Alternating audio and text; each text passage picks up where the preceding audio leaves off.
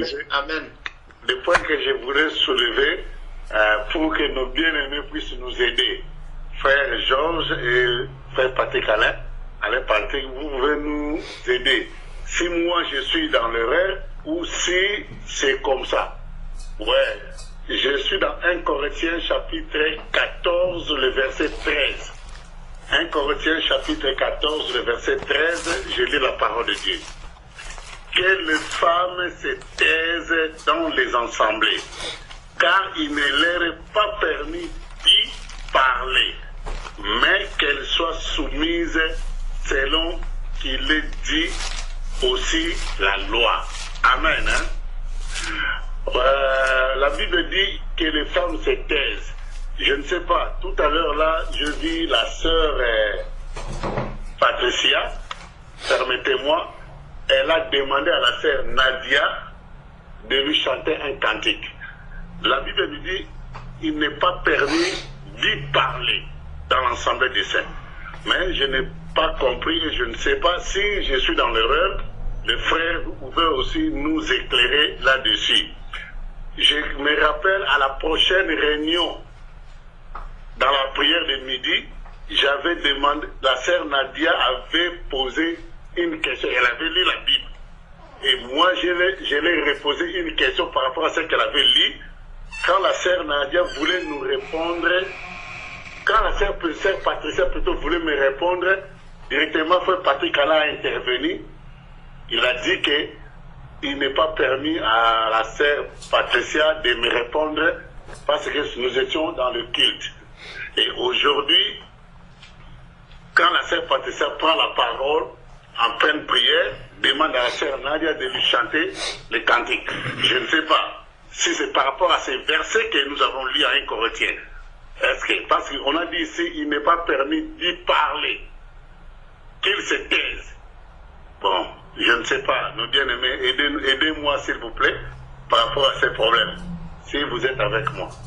Amen.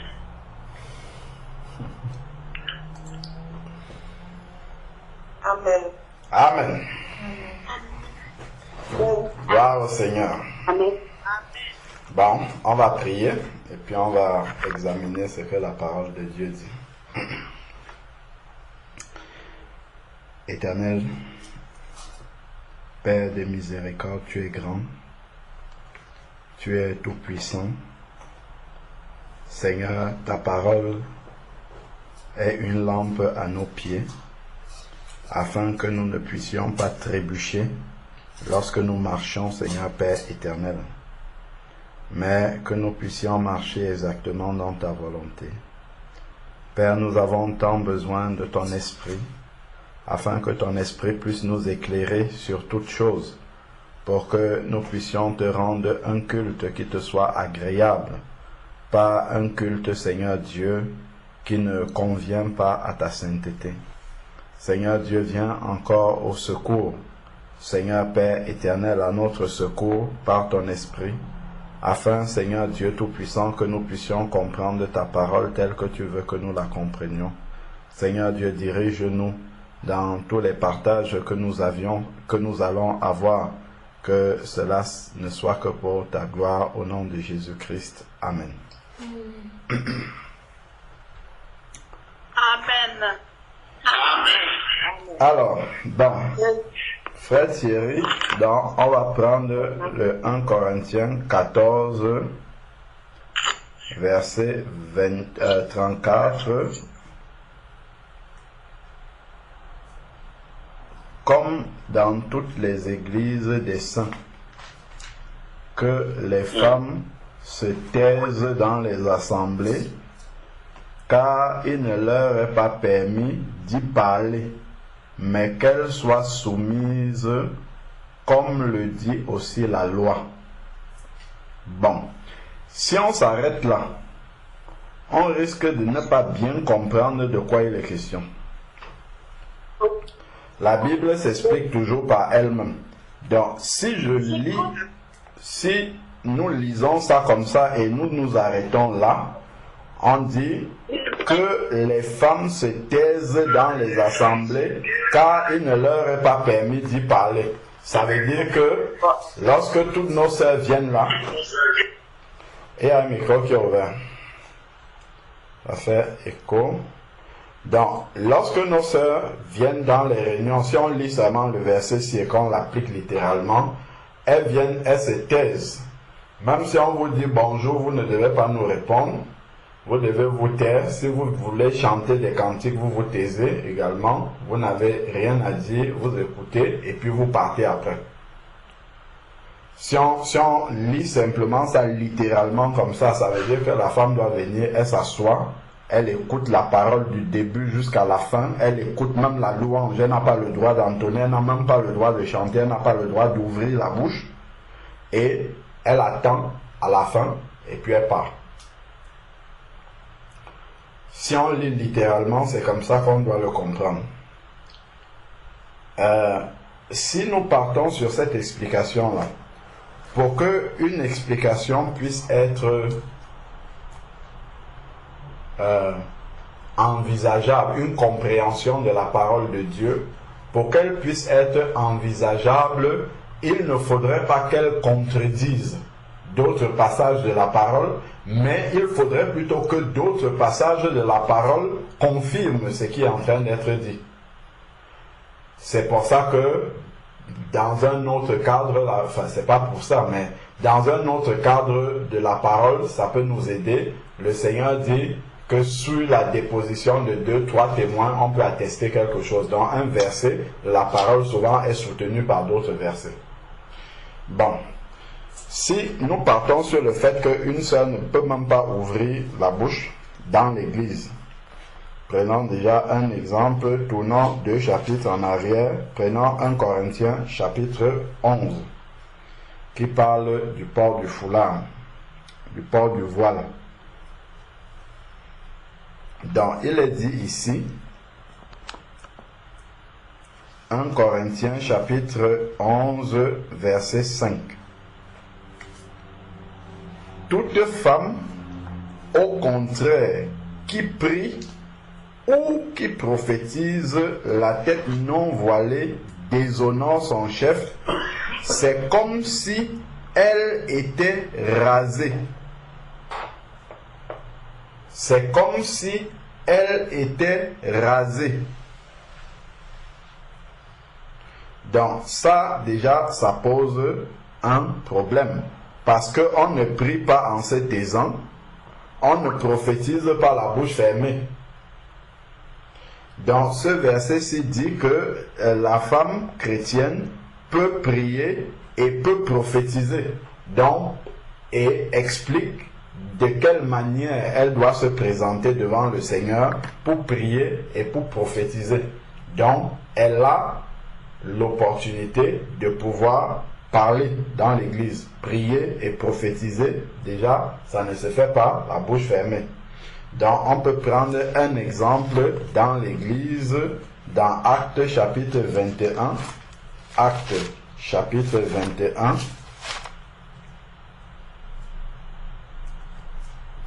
Le verset qu'on était en train de lire, c'était dans 1 Corinthiens chapitre 11, verset 5. On est parti de 1 Corinthiens chapitre 14, verset 34, qui dit que la femme doit se taire dans les assemblées.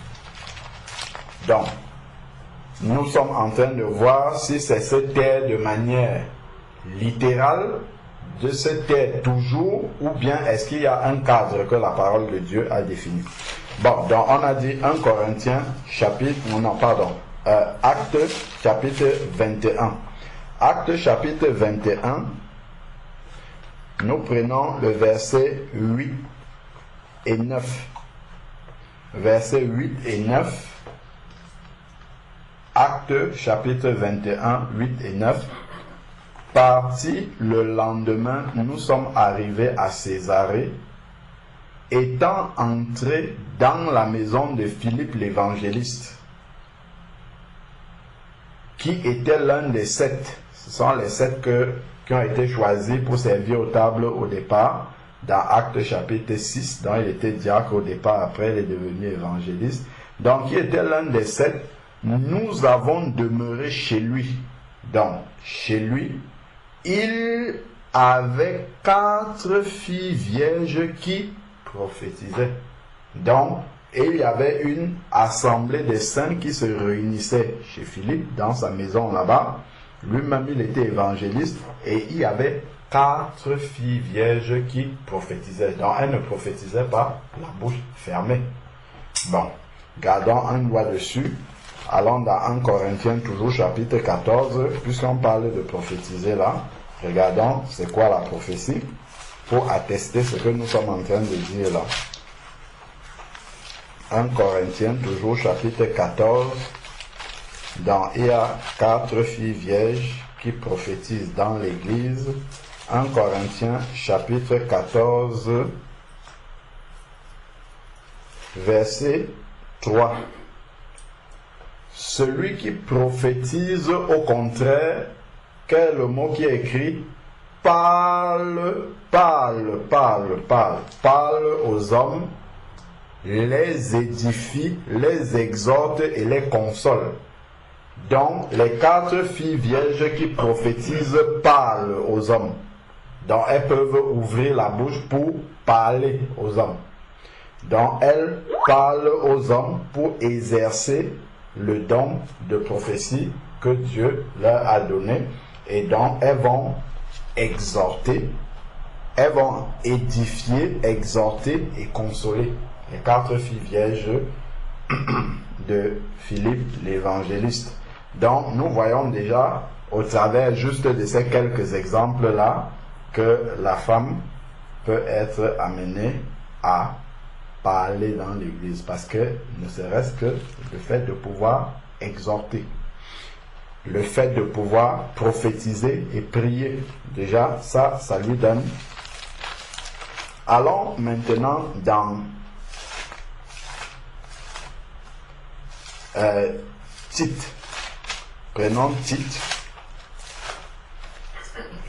Tite, ici, Tite.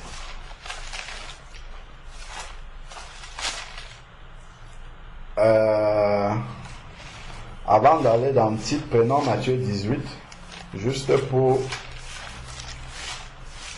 confirmer quelque chose qu'on va dire tout à l'heure dans Tite, parce que ça peut peut-être surprendre, mais c'est quelque chose de simple que nous connaissons.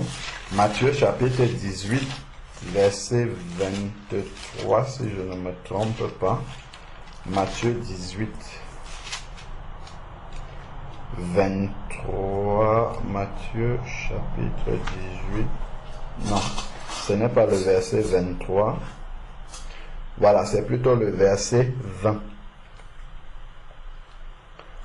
Car là où 2 ou 3 sont assemblés en mon nom, je suis au milieu d'eux. Voilà la définition de la communion fraternelle. 2 ou 3 assemblés au nom de Jésus-Christ, il est présent. Ça, c'est la communion fraternelle. Partout là où 2 ou 3 sont assemblés au nom de Jésus-Christ, nous respectons les règles de la communion fraternelle. Donc, si la femme ne parle pas en assemblée, ça fait là où il y a 2 ou 3 au nom de Jésus-Christ, c'est déjà une assemblée de disciples, une assemblée chrétienne, et les règles de la communion fraternelle doivent s'appliquer. Alors, donc, allons là où nous étions en train d'aller dans Tite. Si nous prenons Tite,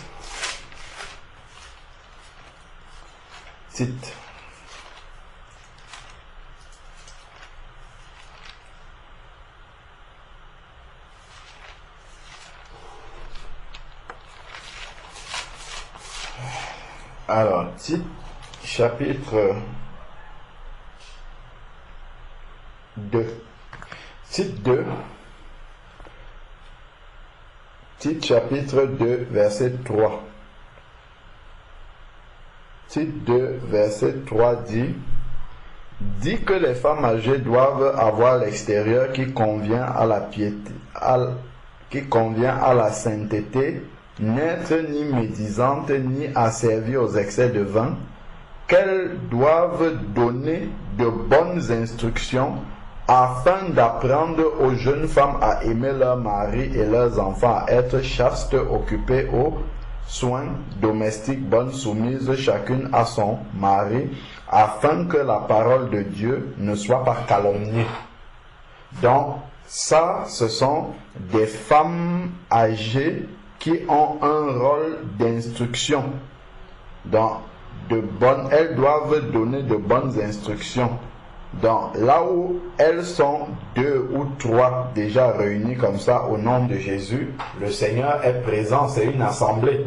Et donc, je ne crois pas que les femmes âgées vont donner de bonnes instructions sans parler. Donc, elles vont quand même parler pour donner ces instructions-là. Or, si on dit qu'elles doivent se taire complètement, elles ne pourront pas donner des instructions, puisqu'il faudrait qu'elles se taisent, quel que soit le contexte de l'assemblée. Donc, là déjà, ça nous montre que il y a des contradictions si nous comprenons le verset tel que nous avons compris que les femmes doivent se fermer la bouche complètement en assemblée. Ces versets que nous sommes en train de lire là sont en train de contredire si on comprend la chose ainsi. Donc ensuite maintenant,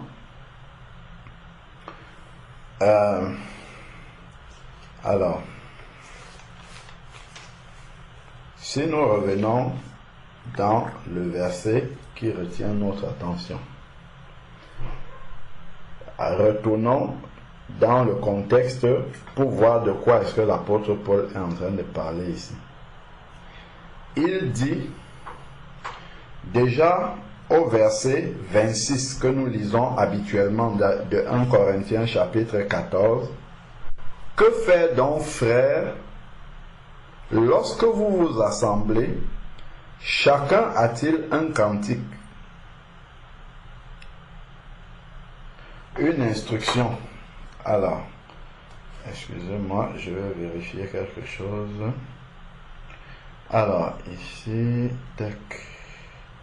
Donc, on a dit 1 Corinthiens 14, 26. «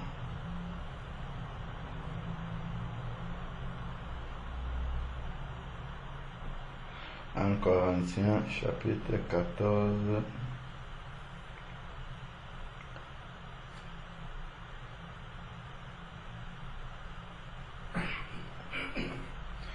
Alors, donc, que faire donc, frères, lorsque vous vous assemblez? Bon, ici, si on ne fait pas attention à ce que nous sommes en train de lire là, nous allons dire que seuls les frères peuvent avoir un cantique, peuvent avoir une instruction, une révélation, une langue, une interprétation.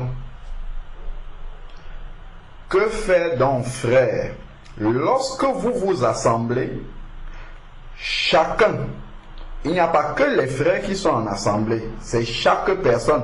On dit chacun, s'il y a le masculin et le féminin, c'est le masculin qu'on dit. Si on dit les garçons et les filles, on va mettre au masculin.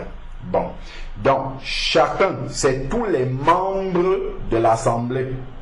Chacun a-t-il un cantique? C'est que même les sœurs devaient se taire, elles ne devaient pas chanter, elles devaient écouter les frères chanter.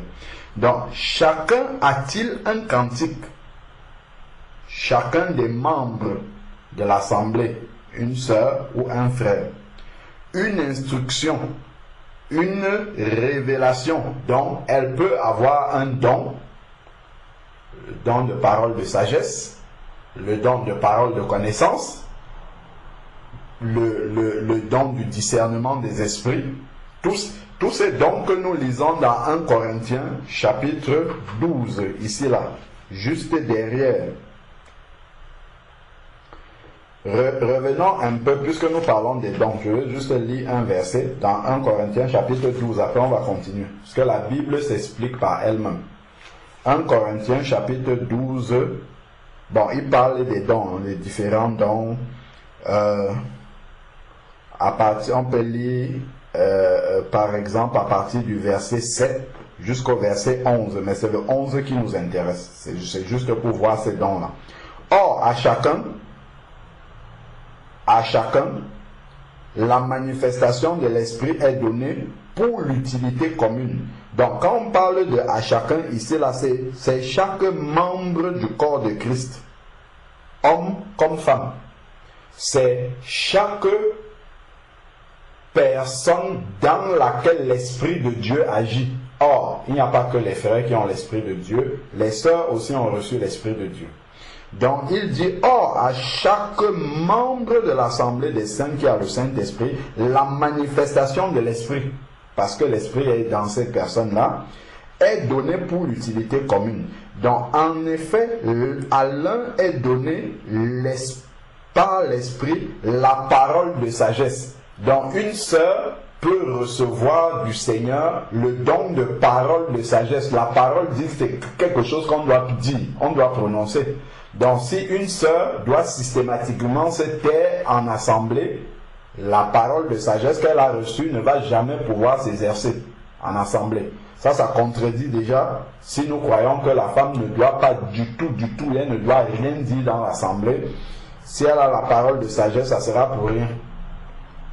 Ensuite, c'est un autre membre du corps de Christ, donc il y a le Saint-Esprit, la parole de connaissance. Donc, parole de connaissance, c'est quelque chose qui se dit dans l'assemblée. Donc, elle peut parler pour dire une parole de connaissance qu'elle a reçue. Selon 1 Corinthiens chapitre 14, verset 26 que nous sommes en train de lire là, qui parle de l'exercice des dons dans l'assemblée. Le cantique, chanter des cantiques sous l'inspiration de la grâce. C'est le Saint-Esprit qui inspire ces cantiques-là, donc c'est l'expression d'un don aussi. Parce que c'est l'Esprit de Dieu qui nous a donné ce cantique. Même chanter un cantique, c'est le don, c'est un don de l'Esprit qui est en train de s'exprimer.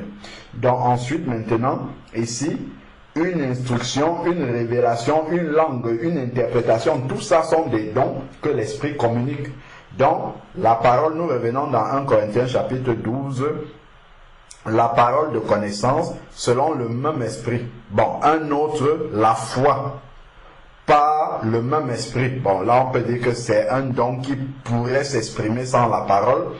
Un autre, le don de guérison, par le même esprit. C'est un peu difficile d'opérer la guérison sans parler. Bon, c'est vrai qu'il a dit vous imposerez les mains aux malades. C'est vrai qu'on peut poser la main sans parler, le malade est guéri. Mais en général, quand on va poser la main sur le malade, on va quand même dire quelque chose.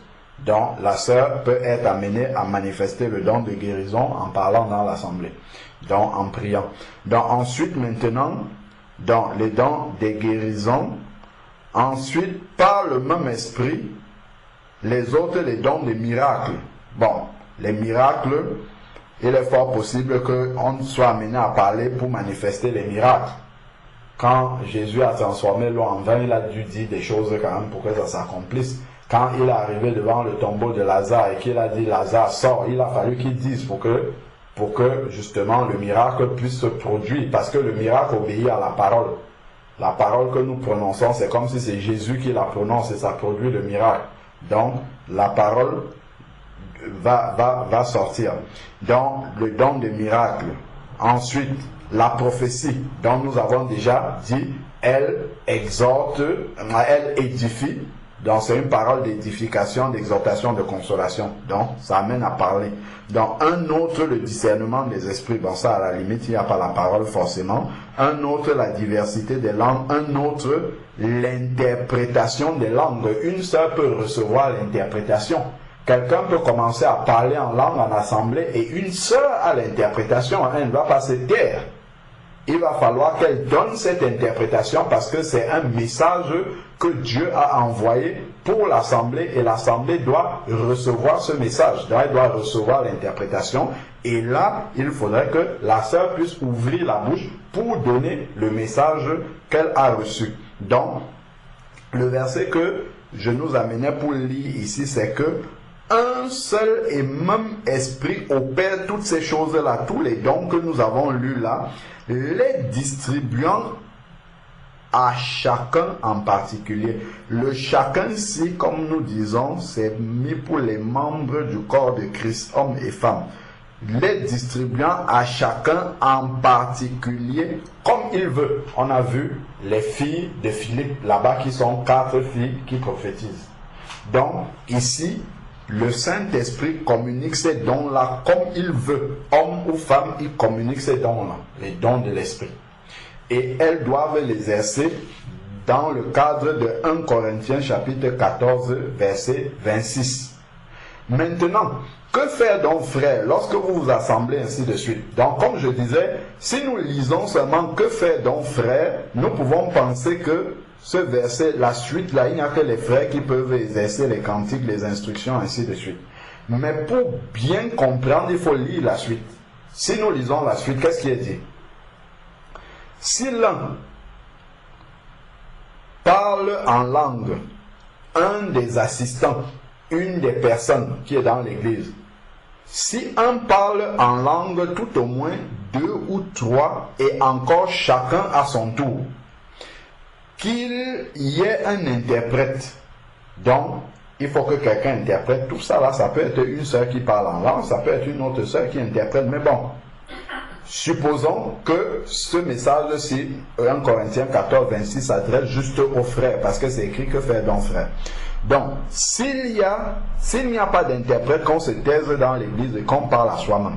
Pour les prophètes, que 2 ou 3 parlent et que les autres jugent. Un autre assistant a-t-il une révélation que le premier se taise? Ainsi, vous pouvez tous prophétiser, comme les filles de Philippe pouvaient manifester leur don de prophétie sans être des prophétesses, parce que ça, ce n'est pas là dans l'église du Seigneur. Donc, car vous pouvez tous prophétiser successivement, afin que tous soient instruits et soient exhortés. L'esprit des prophètes est soumis aux prophètes. Voilà la clé maintenant, c'est le verset 33. La clé est dans le verset 33. Car Dieu n'est pas un Dieu de désordre, mais de paix. Donc, tout ce dont il parle ici, là, les sœurs peuvent le faire, mais c'est là, il nous parle de l'ordre dans l'église, parce que Dieu n'est pas un Dieu de désordre. Et c'est le verset 33 qui nous permet de comprendre mieux le verset 26. Le verset 33 dit que Dieu n'est pas un Dieu de désordre. C'est pour ça qu'au verset 26, il parle aux frères. Il dit, que faire donc, frères? Lorsque vous vous assemblez, chacun a-t-il un cantique? C'est chaque assistant, homme ou femme, a-t-il un cantique, une interprétation, une exhortation, ainsi de suite. Mais ce qu'il dit aux frères vient à partir du verset 27. C'est-à-dire que les frères doivent veiller à l'ordre dans l'église. Parce que Dieu est un Dieu d'ordre. Ce sont les frères qui doivent veiller à ce qu'il y ait de l'ordre dans l'église. C'est pour ça qu'il dit, que faire donc, frères? Veiller à ce que tous ces dons-là que manifestent les assistants, les participants au culte qu'on rend à Dieu, veiller à ce qu'ils exercent leurs dons dans l'ordre. Voilà ce que les frères, c'est pour ça qu'il dit, que faire donc, frères? Veiller à ce qu'il y ait de l'ordre dans l'assemblée. Mais en ce qui concerne l'exercice des dons, ici là, les participants, hommes ou femmes, comme on a vu dans 1 Corinthiens chapitre 12, verset 11, le Saint-Esprit distribue les dons à comme il veut, pour l'utilité commune, dont ils doivent, hommes et femmes, enfants de Dieu, mettre leurs dons à la disposition du corps de Christ, à la disposition de l'Église. Et pour ça, on a vu que plusieurs de ces dons-là, elles sont amenées à parler. Donc, nous voyons déjà jusqu'ici que si nous comprenons le verset 34, en disant que la femme doit se taire totalement dans l'église et ne jamais parler, il y a beaucoup de passages que nous sommes en train de lire là qui contredisent cette compréhension-là. Qu'est-ce que l'apôtre est donc en train de nous dire au verset 34? Lisons tranquillement et nous comprendrons. Que les femmes se taisent dans les assemblées, car il ne leur est pas permis d'y parler, mais qu'elles soient soumises, comme le dit aussi la loi. À la synagogue, c'est pareil. Lisons simplement la suite. Si elles veulent s'instruire de quelques points, qu'elles interrogent leur propre mari à la maison, car il est malséant à une femme de parler dans l'église. Est-ce de chez vous que la parole de Dieu est sortie, ou est-ce vous seul, à vous seul, qu'elle est parvenue? Voilà ce qui explique ce que l'apôtre est en train de dire au verset 34. Il dit que les femmes se taisent en assemblée. La compréhension est donnée au verset 35. Il dit, si elles veulent s'instruire de quelques points, qu'elles interrogent leur mari à la maison. Donc, lorsqu'il dit que la femme doit se taire dans l'assemblée, c'est qu'elle ne doit pas être en train de, de s'instruire dans le sens de discuter de la parole, d'enseigner la parole de Dieu. C'est dans ce sens-là. C'est-à-dire qu'elle ne doit pas être en train d'expliquer la parole de Dieu. Ça là, elle n'a pas le droit de le faire ici là. C'est pour ça qu'il dit, si elle veut s'instruire, donc entrer dans les détails, voilà, pour qu'elle parle de ça avec son mari. Déjà, elle doit écouter son mari à la maison. Elle ne doit pas entrer dans un débat avec lui. Elle doit l'écouter à la maison. Et ça doit se faire à la maison. Donc, il ne lui est pas payé les malséants pour une femme de commencer à parler par rapport à la doctrine, à la parole ici. Et ça donc, ça va rejoindre donc 1 Timothée chapitre 2 qui dit la même chose, verset 12. 1 Timothée chapitre 2, verset 12. 1 Timothée 2, 12 qui dit, à partir du verset 11, que la femme s'instruise en silence. Donc, quand il parle de cette terre, ça concerne l'instruction, ça concerne l'enseignement. Quand on entre dans l'instruction dans l'église, c'est-à-dire l'enseignement, la femme doit se taire. Elle n'a pas entré dedans pour discuter, pour donner son opinion, pour donner son point de vue par rapport à ça, non. C'est pour ça que le jour où tu as posé la question à la sœur Patricia, je suis arrivé, tac, j'ai dit non. Pourquoi? Parce que 1 Corinthiens chapitre 14 verset 26 s'adresse aux frères. Nous tous, nous devons veiller à ce qu'il y ait l'ordre dans l'église. Et le Seigneur a dit, dès qu'on parle de l'instruction, la femme doit se taire. Donc, la sœur n'avait pas à intervenir parce que là, c'était déjà dans l'instruction. C'était un verset de la parole qu'il fallait, une portion de la parole qu'il fallait expliquer. Donc là, elle devait se taire à ce moment-là. Mais ce que la sœur, la sœur Patricia a demandé à la sœur Nadia, ce n'était pas de lui expliquer un verset de la parole, parce que si elle avait demandé d'expliquer un verset de la parole, on aurait arrêté net aussi. Pareil. Pas moi seulement, mais on a dit que faire donc frère, tous les frères, un frère, peu importe lequel était là, il a le devoir de veiller à ce que l'ordre soit dans l'église du Seigneur. Donc si Dieu arrive, comme il est arrivé dans le jardin d'Éden, il a vu le seul frère qui était là, c'était Adam, et il a parlé à Adam. Il lui a dit, qu'est-ce qui se passe ici, là, dans le jardin? Donc, de la même manière, ici, les frères doivent veiller à ce qu'il y ait de l'ordre. Dans ce que la sœur Patricia demandait à la sœur Nadia, ce n'était pas par rapport à une instruction, mais c'était par rapport à un cantique. Donc c'est exercer les cantiques qui sont là. Elle a demandé à sa sœur si sa sœur pouvait élever un cantique qui l'édifierait elle. Et donc la sœur a exercé le talent de pouvoir élever ce cantique-là. Bon, maintenant, ce qu'on peut exhorter la sœur Patricia à faire, c'est d'apprendre ce cantique-là et de chanter elle-même. Tout simplement. Parce que l'esprit qui agit à l'intérieur de Nadia pour chanter ce cantique-là, c'est le même qui est en toi aussi. Il peut te communiquer la même mélodie avec d'autres paroles, par exemple. Donc, si un cantique, j'entends un frère élever un cantique, une sœur, je commence à chanter le même cantique avec d'autres paroles que Dieu, le Saint-Esprit va m'inspirer. Et comme ça, le jour où je ne serai pas en compagnie de la sœur et que j'aurai envie de chanter cela, je pourrai le chanter librement sous la conduite du Saint-Esprit.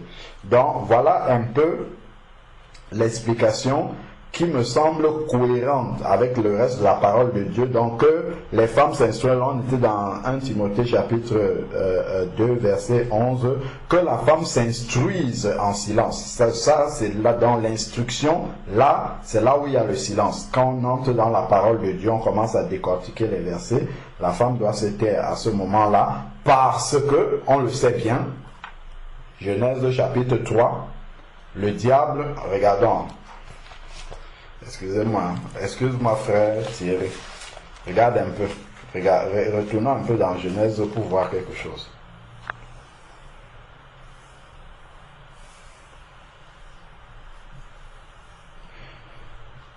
Genèse chapitre 2.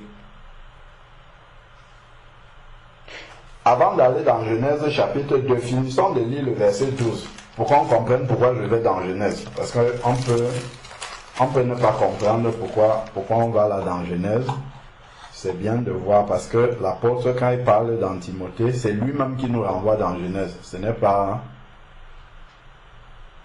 de moi-même que je vais dans Genèse, c'est parce que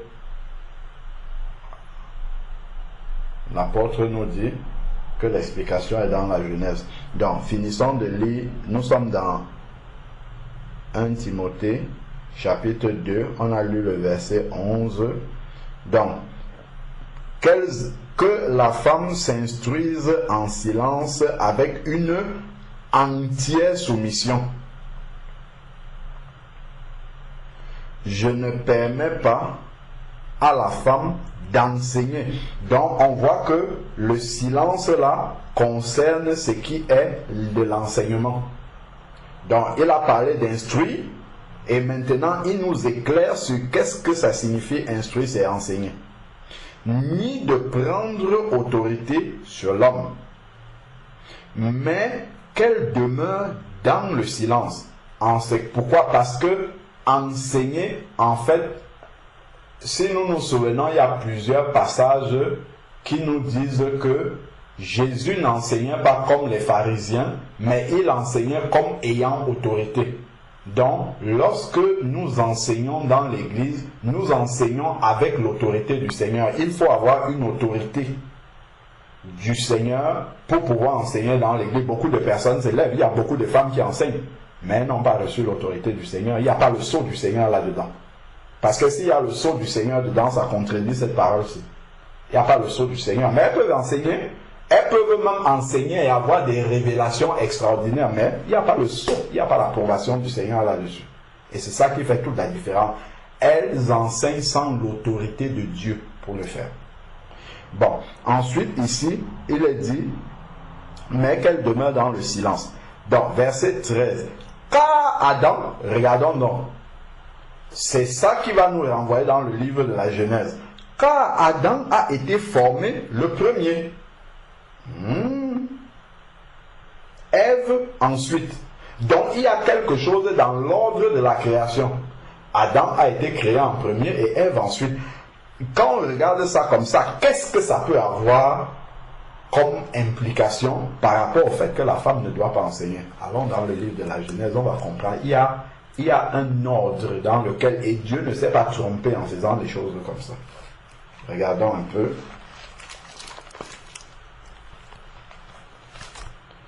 Il y a un ordre.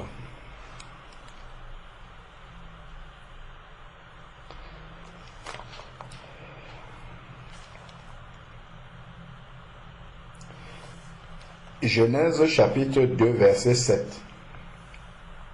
L'Éternel Dieu forma l'homme de la poussière du sol, lui insuffla dans ses narines un souffle vital et l'homme devint un être vivant. Voilà Dieu qui a créé l'homme. Verset 15 maintenant. La femme n'existe pas à ce moment-là.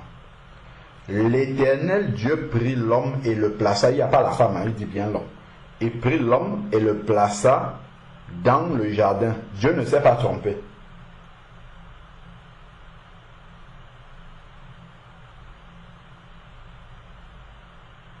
Dieu ne s'est pas trompé. Quand quelqu'un va voir un verset dans le livre de Galates, il dit: il n'y a plus ni juif, ni grec, ni homme, ni femme. Parce qu'en Christ, tout est pareil. Si on lit bien, il parle du salut. Parce que l'homme et la femme ont le salut. C'est du salut dont il parle en disant: il n'y a plus ni homme, ni femme. Parce que le salut, c'est pour tous ceux qui ont reçu Jésus-Christ. Mais, souvenons-nous d'une chose. Adam représente Jésus-Christ. 1 Corinthiens chapitre 15 verset 33, si je ne me trompe pas, dit que Jésus-Christ est le dernier Adam. Adam représente Jésus-Christ, qui a existé depuis les jours de l'éternité, comme nous dit Colossiens chapitre 2, verset 9, par là, qui nous dit que tout a été créé par lui et pour lui. Il est dès le commencement. Jésus-Christ, d'ailleurs, lui-même, il dit: je suis l'alpha au début et l'oméga à la fin. Donc, Adam est l'image de Jésus et Jésus a été créé en premier. De la même manière que Dieu a retiré Ève de la côte d'Adam, de la même manière, lorsque on a percé la côte de Jésus-Christ, le sang a coulé avec l'eau. Si nous lisons dans les évangiles, c'est ce qui s'est passé. C'est de là que l'Église est née, parce que nous sommes purifiés par le sang de Jésus-Christ. Et c'est ce sang-là qui nous sanctifie, qui purifie, qui lave nos péchés. Si l'homme ne naît d'eau et d'esprit, l'eau a coulé également de son côté. C'est lui, dans 1 Jean chapitre 5, qui est venu avec l'eau et le sang. C'est là qu'il y a le salut. Donc l'Église est sortie de la côte de Christ, comme Dieu a sorti Ève de la côte de Christ. Donc l'épouse de Christ est sortie de sa côte également. Donc Christ existait avant l'épouse. De la même manière que Dieu a créé Adam avant Ève. C'est Christ qui est la tête de l'Église et qui nous donne l'instruction. Ce n'est pas nous qui donnons l'instruction à Christ. De la même manière, la femme reçoit l'instruction de l'homme. De même que l'Église reçoit l'instruction de Christ. Dit qu'il n'y a plus ni homme ni femme, spirituellement, renverrait à dire que Christ et son Église, même l'Église peut enseigner Christ désormais. C'est tout ça qu'il y a derrière. C'est pour ça que le diable amène la confusion dans l'Église. On pense que ce sujet-là est simple. Il suffit juste de connaître les versets. Tu viens, tu te mets devant les hommes, tu es une femme, tu commences à prêcher la parole de Dieu. C'est une question d'autorité spirituelle. Et il y a un vrai combat entre le diable et Dieu derrière. Regardons ce que nous venons de comprendre là. Que l'Église peut désormais instruire Christ également. C'est ce que ça veut dire, une femme qui enseigne la parole de Dieu aux hommes. Ça veut dire que nous pouvons faire asseoir Christ et puis on lui enseigne la parole. C'est ça que ça veut dire. Ce que nous sommes en train de lire là, c'est vraiment grave. Hein? C'est pas pour rien que lorsque on lit dans Apocalypse chapitre 2 vers le verset 18, quand il parle à l'église de Thyatire, il dit: j'ai contre toi que tu laisses la femme Jézabel enseigner et séduire mes serviteurs. Je viendrai et je la jetterai sur un lit si elle ne se répand pas. Le Seigneur parle sévèrement par rapport à ça. Il y a tellement de légèreté et de confusion dans l'Église. On pense que, bon, il suffit juste d'aimer Dieu, de connaître la parole, on vient, on parle, et ainsi. Non. c'est une question d'autorité spirituelle. Revenons là-dessus. Ça, c'est quelque chose même que le Seigneur ne m'avait jamais montré, la relation de Christ et l'Église par rapport à la parole de Dieu. Donc, Dieu n'a pas créé Adam par hasard, c'est parce que Christ a été créé en premier et que depuis la fondation du monde, comme nous lisons dans la parole, le projet de l'Église était déjà dans le cœur du Seigneur. De même que quand Dieu a créé Adam, Ève était déjà dans sa côte. De même, quand Christ de toute éternité existe, l'Église est en Christ déjà, mais il faut que l'Église sorte à un moment donné. Mais l'Église doit rester toujours à sa place, Christ à sa place, comme la femme doit toujours rester à sa place, et l'homme à sa place. Christ a la plénitude de l'esprit et il nous a donné cette plénitude de l'esprit là, mais nous ne devenons jamais Christ. Nous restons toujours l'épouse, mais nous avons le même esprit que Christ. Mais l'esprit que nous avons là ne nous conduit pas à enseigner Christ, pas du tout. Bien que nous ayons le Saint-Esprit comme Christ a le Saint-Esprit, mais nous ne sommes pas amenés à instruire Christ de quoi que ce soit. C'est vraiment ça qu'il y a également derrière. Donc, nous revenons dans le livre de la Genèse, chapitre 2. Ici, au verset 7, Dieu a créé Adam. Il l'a placé dans le jardin. La femme n'existe pas. Nous sommes au verset, n'existe pas encore, autant pour moi. Au verset 15. L'Éternel Dieu prit l'homme et le plaça dans le jardin. Genèse 2, 15. Pour le cultiver et pour le garder. L'Éternel Dieu donna ce commandement. Regardons ce qui est écrit à la femme. Dieu n'a jamais donné sa parole à la femme. Il a donné la parole à l'homme. La femme n'existait pas du tout. Elle n'existait pas encore. Voilà pourquoi l'apôtre dans Timothée là-bas dit que Adam a été créé en premier et Ève ensuite. C'est parce que Adam a reçu la parole en premier et Ève n'était pas là. Elle a été créée après et c'est Adam qui lui a transmis la parole dès le début. C'était la volonté de Dieu. De la même manière que c'est Christ qui a transmis la parole aux hommes, à l'église, à son épouse. C'est Christ qui a transmis la parole à l'épouse. Ça ne s'est pas fait dans le sens inverse. Donc ici, l'Éternel Dieu donna ce commandement à l'homme, pas en présence de la femme, sans que la femme n'existe même.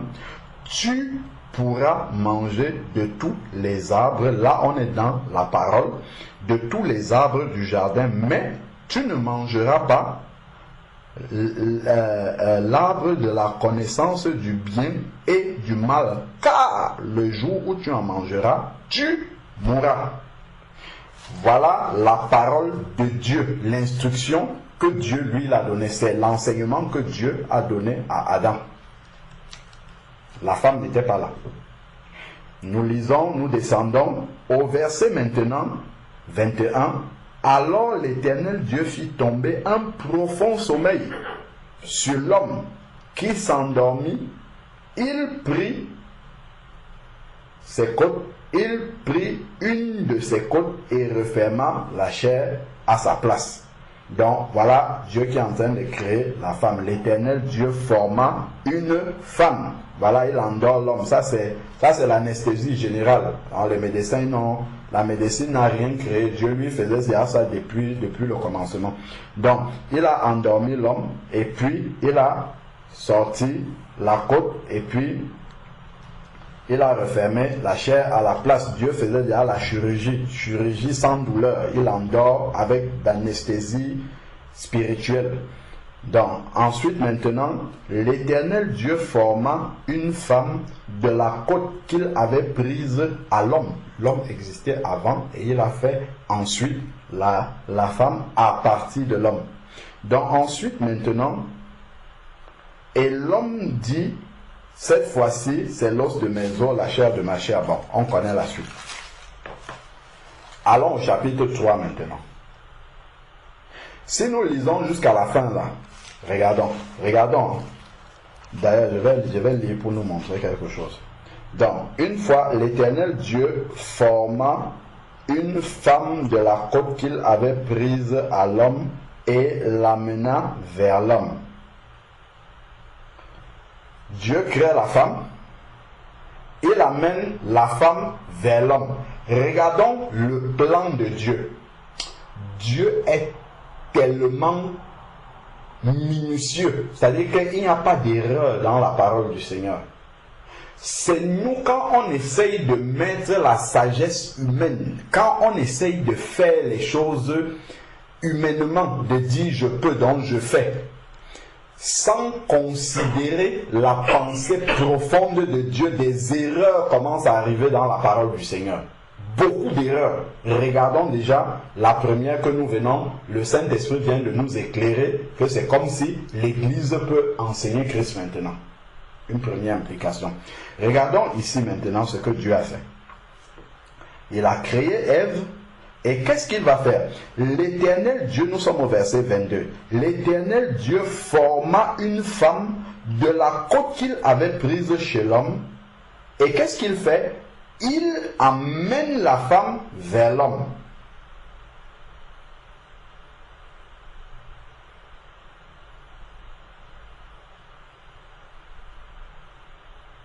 Et qu'est-ce qui va se passer? Vraiment, mes frères et sœurs, Dieu est tellement, sa sagesse est infiniment grande. Quand Dieu a créé l'homme, dans le verset 7, il a insufflé sur l'homme son souffle de vie. Donc, le souffle qu'il a insufflé à Adam, c'est non seulement le souffle de vie, mais aussi le Saint-Esprit qu'il a communiqué, son esprit. C'est pour ça que Dieu communiait avec Adam. Il pouvait parler à Adam, lui donner une instruction, comme il le lui a donné là, au verset 15 et 16, et Adam le comprenait. Donc, avec le Saint-Esprit qui était en lui, lorsque Dieu, d'ailleurs, on peut même déjà voir ça. Regardons d'abord un peu avant, pour comprendre ce que nous sommes en train de dire, au verset 19. Regardons ce que Dieu a fait. L'Éternel Dieu, commençons même au verset 18. Dieu est vraiment méticuleux. Il va tout doucement pour instruire. Donc au verset 7, il a insufflé son souffle là et l'homme est devenu un être vivant. Il y avait non seulement le souffle de vie, mais il y avait l'esprit aussi. Si nous lisons dans Jean chapitre 20, lorsque Jésus est ressuscité, il est venu, c'est à partir du verset 19 en descendant, je crois. Lorsque Jésus est ressuscité, il est venu au milieu des disciples et qu'est-ce qu'il a fait? Il a soufflé sur eux et il a dit, recevez l'esprit. C'est la même chose que Dieu a fait lorsque il a créé Adam qui n'était qu'une masse informe, il a soufflé sur lui. Donc il est devenu une âme vivante, physiquement et spirituellement. C'est pour ça qu'il pouvait communier avec Dieu, et puisque Dieu est l'esprit. Donc Adam n'aurait pas pu communier avec Dieu s'il n'avait pas l'esprit de Dieu. D'ailleurs, il a été créé à l'image de Dieu. Bon. Donc, Dieu lui a donné aussi son esprit. C'est ce qu'il avait dit dans Genèse chapitre 1 verset 26. Faisons l'homme à notre image selon notre ressemblance qui domine sur les poissons ainsi de suite. Et au verset 27, Dieu créa à son image. Dieu créa l'homme à son image. Il le créa à l'image de Dieu. Homme et femme, il les créa. Donc, l'homme a été créé avec l'esprit de Dieu aussi. Donc, c'est pour cette raison que Dieu pouvait donner une instruction à l'homme au verset 15, Genèse 2, verset 15, Dieu pouvait donner une instruction à l'homme et l'homme comprend cette instruction-là. Parce qu'il faut l'esprit de Dieu pour comprendre la parole de Dieu. Matthieu, chapitre 28, à partir du verset 19 jusqu'au verset 20, le Seigneur Jésus, quand il parle de la terre, il va dire, tout pouvoir m'a été donné dans le ciel, allez faire de toutes les nations des disciples, baptisez-les au nom du Père, du Fils et du Saint-Esprit, et enseignez-leur. L'enseignement vient après la repentance et le baptême, parce que faire des disciples, c'est enseigner la repentance. Ensuite, le baptême. Quand Jésus est baptisé, le Saint-Esprit est descendu sur lui sous la forme corporelle d'une colombe. Donc, le Saint-Esprit est venu après le baptême pour confirmer que voici un enfant de Dieu. Et là, on peut enseigner maintenant. Et enseigner là, l'enseignement vient après l'Esprit, parce que l'enseignement est inspiré du Saint-Esprit et il faut que celui qui reçoit cet enseignement-là ait l'Esprit de Dieu pour comprendre. Donc, Dieu a mis son esprit en Adam et donc il pouvait lui communiquer une parole ici que nous avons lu tout à l'heure dans Genèse 2 versets 15 et 16. Il communique une parole à Adam et Adam pouvait comprendre ce que Dieu attend de lui. Bon, maintenant au verset 18, l'Éternel Dieu, nous sommes dans Genèse 2, 18, l'Éternel Dieu dit, il n'est pas bon que l'homme soit seul, je lui ferai une aide qui lui soit son vis-à-vis. L'Éternel, donc Dieu avait un projet de créer Ève. Mais il va commencer par autre chose. Il va commencer d'abord par former les animaux. Donc, l'Éternel Dieu forma du sol tous les animaux des champs et tous les oiseaux du ciel. Il les fit venir. Regardons, Dieu est déjà en train d'instruire Adam sur ce que Adam va faire plus tard. Donc, il fait d'abord venir les animaux, il les fit venir vers l'homme pour voir comment il les appellerait, afin que tout être vivant porte le nom que l'homme lui aurait donné.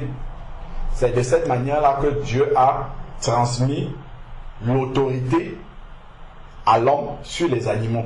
Parce que l'homme a donné le nom aux animaux. C'est pour ça que vous prenez un lion, vous prenez un éléphant, vous prenez tous les animaux féroces, les hommes les ont tous domptés, sans exception. Parce que Dieu a donné cette autorité-là dès le jardin d'Éden. Mais, regardons ce que Dieu était en train de faire. Ce n'était pas pour rien. C'était non seulement pour donner cette autorité, mais pour préparer Adam à quelque chose. Donc, qu'est-ce qu'il a fait? Il les fit venir vers l'homme pour voir comment l'homme les appellerait afin que tout être vivant porte le nom que l'homme lui aurait donné. Mais Dieu n'a pas dit à l'homme ce que l'homme avait à faire. Il a juste amené les animaux et pour voir comment l'homme allait réagir. Mais comme l'homme avait l'esprit de Dieu, il n'y avait pas encore le péché. L'homme était dans une communion parfaite avec Dieu. Quand Dieu faisait quelque chose, l'homme comprenait directement ce que Dieu attend de lui. Il n'avait pas besoin que Dieu lui dise beaucoup de choses. Il comprenait. Donc, l'homme donna des noms à tout le bétail, les oiseaux des cieux et tous les animaux des champs. C'est l'homme qui a donné le nom à tous ces animaux-là. Et Dieu lui a donné l'autorité également sur ces animaux-là. Mais pour l'homme, il ne trouva pas d'aide qui lui soit son vis-à-vis. Il a vu les animaux comme Dieu avait demandé dans Genèse 6 à Noé de faire venir dans l'arche des animaux par couple. Donc, les animaux sont venus vers Adam par couple. Donc, Adam a commencé à comprendre que les créatures vivantes de Dieu fonctionnent par couple, mais lui, il est seul. Donc, Dieu était déjà en train de le préparer pour qu'il ne soit pas surpris lorsqu'il va voir un être qui lui soit son vis-à-vis, qui soit semblable à lui. Dieu le préparait déjà en amenant les animaux. Mais qu'est-ce que Dieu a fait? Quand il amène les animaux n'ont pas parlé. C'est Adam qui a parlé pour donner les noms à ces animaux-là. Maintenant, Dieu a fait tomber le sommeil sur lui et il a formé la femme. Adam sait que quand on amène des créatures vers lui, c'est lui qui doit parler. Donc, Dieu, nous sommes au verset 22, l'Éternel Dieu forma une femme de la côte qu'il avait prise de l'homme et voilà, Dieu va amener la femme vers l'homme. Il ne donne pas d'instruction à l'homme. Et l'homme dit, c'est l'homme qui va parler en premier. Dans la volonté de Dieu, c'est Christ qui parle en premier pour attirer les hommes à lui. Donc l'homme a parlé en premier L'homme dit, cette fois-ci, c'est l'homme qui parle. Dans la volonté parfaite de Dieu, c'est l'homme qui parle en premier. Donc, ici, cette fois-ci, c'est l'os de mes os, la chair de ma chair. C'est elle qu'on appellera femme. Donc, Adam a commencé à parler, il était préparé à parler. Car elle a été prise de l'homme, parce que l'homme existait avant. Nous sommes en train d'expliquer 1 Timothée chapitre 2 verset 12 ou 13. Là où il dit, parce que Adam a été créé en premier. Car elle a été prise de l'homme. Le fait que Adam a été créé en premier, quand la femme est venue, c'est Adam qui a parlé pour la première fois. Et quand Adam parlait, la femme était bouche bée, dans le silence. Il en était comme ça au commencement. C'est pour ça que dans 1 Timothée chapitre 2, il dit d'aller voir au début, Adam a été créé en premier. Et il y a des choses qui se sont passées. C'est pour ça que nous sommes en train d'examiner ces choses. C'est pourquoi l'homme quittera son père et sa mère et s'attachera à sa femme et ils deviendront une seule chair. L'homme et la femme étaient tous les deux nus et n'en avaient pas honte. Donc voilà pour ce qui est écrit. Nous retournons dans Timothée. 1 Timothée chapitre 2, nous sommes au verset 13. C'est ça que nous expliquons. Car Adam a été formé le premier et Ève ensuite. Donc, nous avons vu qu'il y a beaucoup d'événements qui se sont passés entre Dieu et Adam lorsque Ève n'était pas là. Maintenant, le verset 3. Le serpent était le plus rusé de tous les animaux. Il était rusé, était déchu et voulait faire tomber l'homme. Il voulait faire tomber la créature de Dieu. Le serpent qui était le plus rusé de tous les animaux des champs, que l'Éternel Dieu avait fait, n'oublions pas que c'est l'homme qui a donné les noms à tous ces animaux. Donc Adam a donné les noms à ces animaux, donc Adam avait l'autorité sur tous ces animaux-là, et le serpent, ici, savait cela. Bien sûr, c'est le diable qui est incarné dans le serpent, ce n'est pas le serpent, l'animal. Donc, ensuite, maintenant, il dit à la femme, regardons comment le diable agit. Le diable, c'est que Dieu a créé l'homme et qu'il a donné l'instruction à l'homme, mais il ne va pas poser la question à l'homme, il va poser la question à la femme qui n'était pas là lorsque Dieu a donné cette instruction.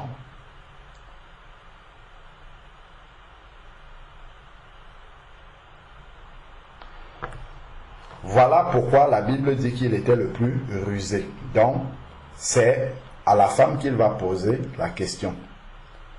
Il dit à la femme, Dieu a-t-il réellement dit? Donc, Satan aussi, il était à l'écoute lorsque Dieu donnait l'instruction à l'homme, mais il n'est pas allé voir l'homme. Donc, il connaît ce que Dieu a dit. Vous ne mangerez pas de tous les arbres du jardin? Point d'interrogation. La femme dit au serpent. Voici la première fois où la femme parle dans la Bible.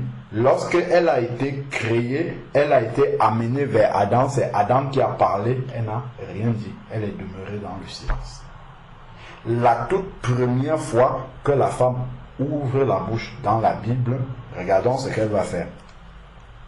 La femme dit au serpent, nous mangeons du fruit des arbres du jardin. Est-ce que Dieu lui a parlé là-dessus?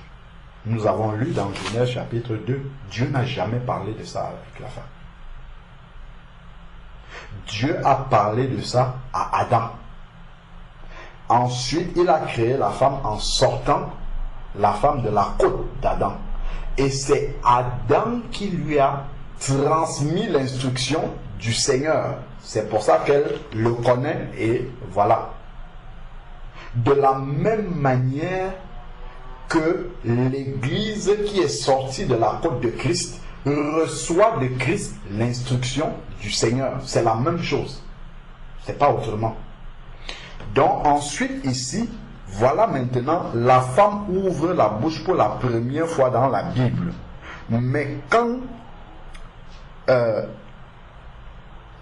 donc nous sommes au verset 2, la femme dit au serpent, nous mangeons du fruit de l'arbre du jardin, mais quant au fruit de l'arbre qui est au milieu du jardin, Dieu a dit, aïe, elle entre dans l'instruction, elle entre dans la parole de Dieu alors que Dieu ne lui a jamais rien dit. Elle dit, Dieu a dit, Dieu n'a jamais rien dit à la femme. On a lu Genèse 2, il ne lui a pas dit ça. Elle dit, Dieu a dit.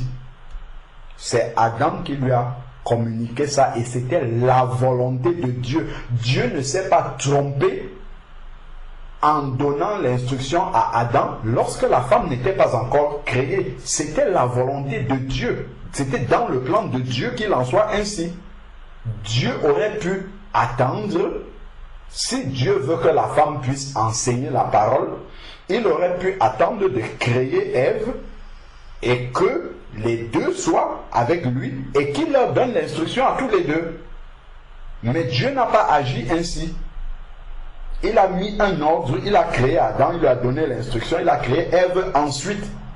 Et Ève est allée, il a amené Ève auprès d'Adam et Adam a parlé en premier, Ève s'est tue. C'était déjà là pour montrer comment est-ce que l'instruction va se transmettre. Donc ici, voilà, Ève qui parle, la première parole que la femme a prononcée dans la Bible, c'était pour parler de la parole de Dieu. Malheureusement. Et elle n'était pas à sa place parce que ici, elle dit Dieu a dit alors que Dieu ne lui a rien dit. Bon. Et donc, mais quant au fruit, nous sommes au verset 3, de l'arbre qui est au milieu du jardin, Dieu a dit, vous n'en mangerez pas, vous n'y toucherez pas, sinon vous mourrez. Donc, vous n'y toucherez pas, ça par exemple, Dieu n'a pas dit ça. C'est déjà un rajout.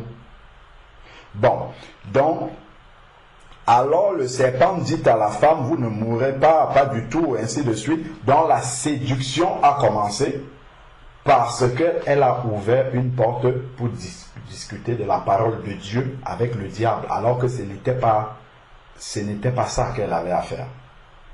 Il y a quelqu'un qui a reçu la parole, qui lui a transmis la parole, et c'était avec lui qu'il fallait voir ça. Bon, donc ça, c'était simplement pour nous expliquer. Bon, après on peut aller plus dans la profondeur, hein. Je reste un peu, je ne vais pas trop dans les détails.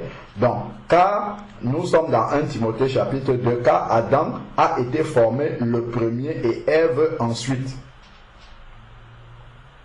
Et ce n'est pas Adam qui a été séduit, c'est la femme qui, séduite, s'est rendue coupable de transgression. Donc, c'est pour cette raison-là, la femme, dès qu'elle est intervenue ici, là, elle a parlé de la parole de Dieu et ce n'était pas son travail, ce n'était pas ce que Dieu attendait d'elle. C'est pour cette raison-là que, lorsque Dieu vient donner la sentence ici, dans le chapitre 3, regardons un peu, il y a un passage qui avait attiré mon attention. Genèse chapitre 3, verset 8, bon après la transgression on connaît. Alors ils entendirent la voix, dont lorsque leurs yeux se sont ouverts, ils ont pris les feuilles, ils ont mis sur eux. Alors ils entendirent la voix de l'Éternel Dieu qui parcourait le jardin avec la brise du soir. Bon, ils pouvaient encore entendre quand même la voix de Dieu. L'homme et la femme allèrent se cacher devant l'Éternel. Bon, Adam il était à côté aussi, hein, on lui a donné le fruit, il a mangé, il est coupable aussi. Donc, ensuite, maintenant, l'Éternel, dans l'homme et la femme allaient se cacher parmi les arbres du jardin. L'Éternel Dieu dit à l'homme. C'est là où les responsabilités sont rétablies. Voilà pourquoi 1 Corinthiens chapitre 14 verset 26 dit, que faire donc, frères, lorsque vous vous assemblez? Parce que les frères sont responsables de ce qui se passe. S'il y a le désordre, Dieu vient, c'est au frère qui va demander. Là, il y a le désordre dans le jardin. L'homme et la femme ne sont plus visibles. Ils vont se cacher, ainsi de suite. Dieu appela l'homme et lui dit. Donc il va demander à l'homme ce qui se passe. Pourtant, ils sont deux. Où es-tu? Il répondit, j'ai entendu ta voix dans le jardin et j'ai eu peur. Bon, il y a le péché maintenant, l'homme il a peur de Dieu. On ne va pas entrer là dans ces détails-là. Parce que je suis nu et je me suis donc caché. L'Éternel Dieu dit, qui t'a appris que tu es nu? Est-ce que tu as mangé l'arbre dont je t'avais défendu de manger? Il ne dit pas l'arbre dont je vous avais défendu. Ils sont deux. Mais il dit je t'avais défendu parce que la responsabilité a été communiquée à Adam par Dieu. Et c'est Adam qui devait veiller là-dessus. C'est lui qui a transmis l'ordre de Dieu à Ève. Parce que Dieu de toute éternité voulait que ce soit l'homme qui prêche sa parole à la femme. Et pas le contraire. Parce que l'Église ne prêche jamais à Christ. Jamais de la vie. Jamais. C'est toujours Christ qui prêche à l'Église. Pas le contraire. Donc, ici, il dit, l'arbre dont je t'avais défendu, parce que c'est à lui que Dieu avait donné cette instruction-là. Bon, après, l'homme va commencer à se défendre, il va renvoyer la balle sur la femme va renvoyer sur le serpent, et puis le serpent n'a personne vers qui renvoyer, et puis Dieu va donner les sentences. Mais il y a une sentence qui attire mon attention, c'est au verset 17. Quand Dieu parle à l'homme, il lui dit, il dit à l'homme, parce que, regardons les chefs d'accusation que Dieu a contre l'homme. C'est ce qu'on va retrouver également dans Apocalypse chapitre 2 verset 18 à l'église de Thyatire. Quand il dit tu laisses la femme Jézabel enseigner. Ici, il dit à l'homme, parce que tu as écouté la voix de ta femme. Voilà la première chose que Dieu reproche à l'homme. Parce que tu as écouté un autre enseignement que ta femme est venue te donner. Un enseignement qui venait du diable, alors que moi je t'ai donné le véritable enseignement, mais toi tu allais écouter un autre enseignement biaisé. Parce que tu as écouté la voix de ta femme. C'est parce que c'était une voix déjà séduite qu'il a écoutée. Et que tu as mangé. Donc, la transgression vient après avoir écouté une autre voix. Dans la transgression, c'est le deuxième chef d'accusation que Dieu a contre Adam. Et que tu as mangé l'arbre dont il ne dit pas je vous avais défendu, il dit je t'avais défendu. Parce que c'est lui qui a reçu l'instruction de la parole. Après, il va donc donner la sentence qui revient à Adam. Bon, donc revenons sur le détail du sujet. La question était de savoir, donc là on a détaillé pourquoi Dieu demande à la femme de s'instruire en silence. En ce qui concerne l'enseignement de la parole de Dieu, Dieu dit à la femme non. Parce qu'elle a été séduite par le diable dès le commencement. Le diable n'a jamais changé. Si une femme se met à enseigner la parole de Dieu, le diable va revenir pour la séduire aussi. C'est pour ça que Dieu dans la nouvelle création, parce que Adam et Ève c'était la première création de Dieu et l'Église est la nouvelle création de Dieu. Dieu a mis les garde-fous pour que ce qui s'est passé dans le jardin d'Éden ne se reproduise pas. C'est pour ça qu'il demande à la femme d'écouter quand ça concerne l'enseignement de la parole de Dieu, que la femme écoute en silence. Parce que la toute première fois qu'elle a parlé dans la Bible, c'était pour enseigner, c'était pour discuter de l'enseignement de la parole de Dieu et elle est partie directement, elle a entraîné directement la chute. L'homme l'a suivi là-dedans. Donc Dieu donne des instructions à la femme de ne pas enseigner. un autre aspect que nous voyons dans Genèse chapitre 3, c'est que le diable a laissé l'homme pour poser la question à la femme par rapport à l'enseignement de la parole de Dieu. Donc, faisons attention de ne pas, de ne pas entraîner nos sœurs à enseigner la parole. Par exemple, en posant une question sur les versets bibliques à une sœur, nous sommes en train de procéder comme le... C'est vrai que l'intention n'est pas celui que le diable a eu dans Genèse 3, mais nous ouvrons une porte au diable pour qu'elle puisse être séduite.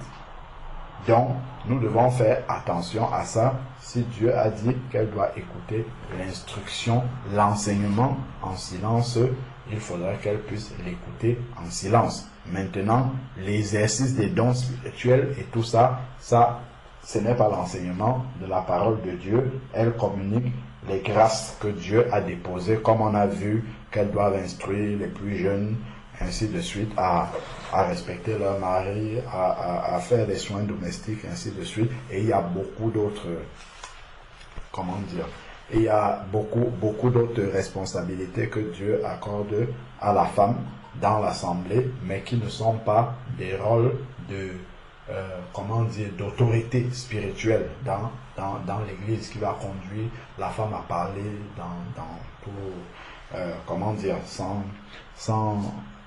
sans encadrement dans l'église. Donc voilà un peu, frère Thierry, ce que je pouvais répondre par rapport à la question qui a été posée. Bon, j'ai essayé de balayer un peu parce que il y a certainement des sœurs qui l'enseignement qu'on fait là sur l'enseignement de la femme, c'est quelque chose qu'on a fait il y a très longtemps, il y a beaucoup d'années en arrière. On n'est plus revenu là-dessus parce que on a toujours considéré que les bien-aimés ont déjà reçu cet enseignement-là, donc on n'a pas eu l'occasion de revenir avec beaucoup de bien-aimés qui nous ont rejoints. Après, on n'est pas souvent revenu sur cet enseignement. C'est pour ça que, comme la question a été posée, j'ai été conduit à prendre le temps de revenir un peu sur certaines grandes lignes pour comprendre pourquoi on dit que la femme ne doit pas enseigner. C'est vraiment ce que nous venons de voir là dans la parole de Dieu. Amen. Amen. Amen. Amen. Amen. Amen. Merci pour Merci. Gloire au Seigneur. Amen. Amen. Amen. J'ai une question. Oui. Allô? Oui, vas-y, pasteur. Parce que je vois que les Juifs fêtent ça le vendredi. Est-ce que chez nous, les chrétiens, c'est le dimanche ou le samedi, ou on n'est pas obligé de garder ça dans notre vie, en fait? Bon, je sais pas. Mais je voulais juste savoir si c'était quoi, le sabbat. Pasteur, avant qu'on continue dans le sabbat, permet qu'on puisse d'abord finir avec la première question que le frère Thierry a posée. S'il te plaît. On note ta question. Comme ça, on va revenir dessus après. Donc, je voulais vraiment rendre grâce à Dieu déjà pour la manière dont le frère a abordé la question et là où il a encore allé éclairer sur l'enseignement de la femme. Donc, l'importance que nous avons dans le respect, l'importance qu'il y a dans le respect de la volonté de Dieu selon l'ordre dans l'Église. C'est quelque chose de très important et en même temps nous devons comprendre que Dieu qui a créé l'homme, en lui donnant la bouche pour parler, en créant aussi la femme, en lui donnant la bouche aussi pour parler. Et le frère a vraiment touché les points, les versets sur lesquels je voulais m'appuyer pour le dire. Parce que dans Matthieu 18, verset 20, justement, il est dit que là où 2 ou 3 sont rassemblés à mon nom, je suis au milieu d'eux. Donc, c'est ça la communion fraternelle.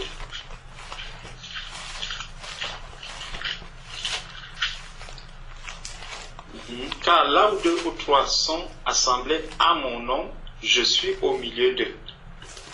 Donc, la communion fraternelle a tout son sens avec la présence de Jésus-Christ. Donc, si Jésus n'est pas dans une communion fraternelle, cette communion n'est pas une communion des saints. Ce n'est plus une communion des saints. Parce que c'est la présence du Saint-Esprit, la présence de notre Seigneur et Sauveur Jésus-Christ qui fait la communion fraternelle. Et donc, le Seigneur Jésus a dit dans Matthieu 28, verset 20, c'est pour ça que je dis tous ces versets-là, c'est des versets que le frère a déjà donnés et je vais passer vite fait dessus. Dans Matthieu 28, il dit, allez, vers 19 à 20, allez faire de toutes les nations les disciples, les baptisant au nom du Père, du Fils et du Saint-Esprit. Et il dit, et enseignez-leur à observer tout ce que je vous ai prescrit. C'est important. Il dit, observez tout ce que je vous ai prescrit. Parce que lorsque j'étais avec vous, je vous montrais comment est-ce que les choses se passaient. Quand on regarde un peu, Jésus-Christ qui marchait avec ses disciples, c'était déjà l'image de l'Église. Jésus en marchant avec ses disciples, c'était déjà c'est l'Église qui était déjà le modèle de l'Église était déjà en train de se présenter. Et on ne voit pas les disciples de Jésus en train d'enseigner Jésus-Christ. Nulle part cela ne se voit. Mais on voit Jésus qui est en train d'enseigner continuellement ses disciples.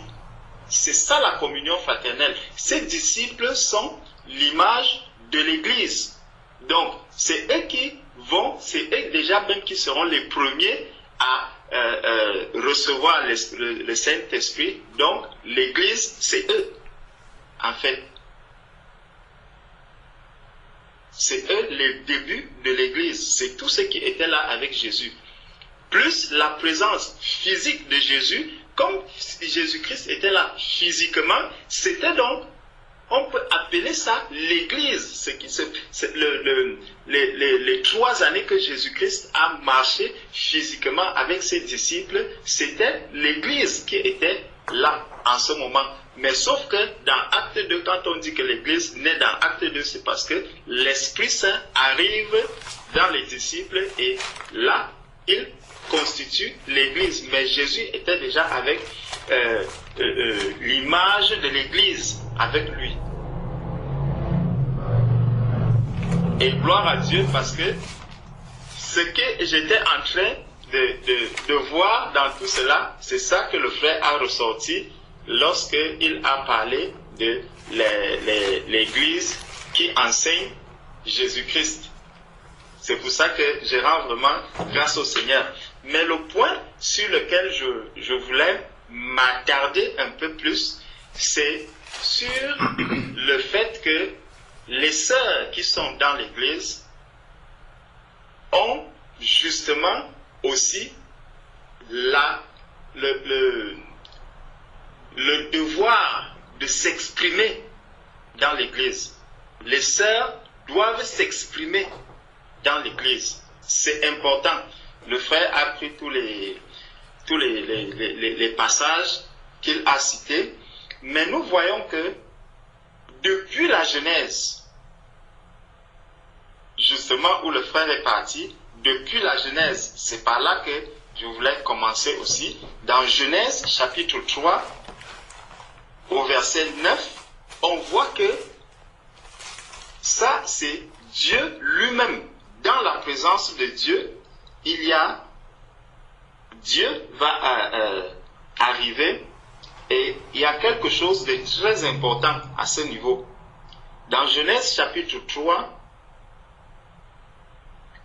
verset 9, « Mais l'Éternel Dieu appela l'homme et lui dit, « Où es-tu » Il répondit, « J'ai entendu ta voix dans le jardin et j'ai eu peur parce que je suis nu et je me suis caché. » Et l'Éternel Dieu dit, « Qui t'a appris que tu es nu? Est-ce que tu as mangé de l'arbre dont je t'avais défendu de manger ?» L'homme répondit, « La femme que tu as mise auprès de moi m'a donné de l'arbre et j'en ai mangé. » Et l'Éternel Dieu dit à la femme, « Pourquoi as-tu fait cela ?» Donc on voit que Dieu pose aussi la question à la femme. Dieu pose la question à la femme. Et la femme, puisque elle doit parler, elle doit répondre à la question que Dieu lui a donnée, ce n'est pas une instruction qu'elle est en train de donner à Dieu, mais Dieu lui demande, mais pourquoi est-ce que tu as fait cela? Et on voit la femme qui dit,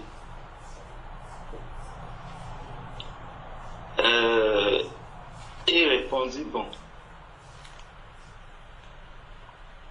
j'étais encore à quel verset? Voilà, verset 13. L'Éternel Dieu dit à la femme, pourquoi as-tu fait cela? La femme répondit, le serpent m'a séduite et j'en ai mangé.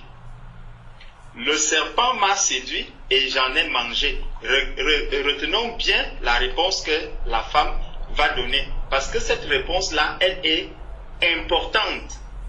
Elle est importante. Le serpent m'a séduite et j'en ai mangé. Plus haut, il y a des instructions que Dieu donne à Adam. Il y a des instructions que Dieu donne à Adam. Il donne. Et Adam vient maintenant, il applique les instructions qui lui ont été données. Dans 1 Corinthiens, chapitre 14, au verset 26, que nous lisons souvent, que fait donc frère lorsque vous vous assemblez et tout. Dans ce 1 Corinthiens 14, 26, le Seigneur montre qui est appelé à conduire les assemblées, l'assemblée, qui est appelé à conduire les saints. Ce n'est pas des sœurs. Ce n'est pas une sœur qui doit conduire. C'est des frères. C'est les frères qui sont appelés à conduire. Voilà pourquoi il parle aux frères dans 1 Corinthiens 14 au verset 26. Bon. Donc, on a vu la femme qui a répondu ici. Mais je voulais qu'on prenne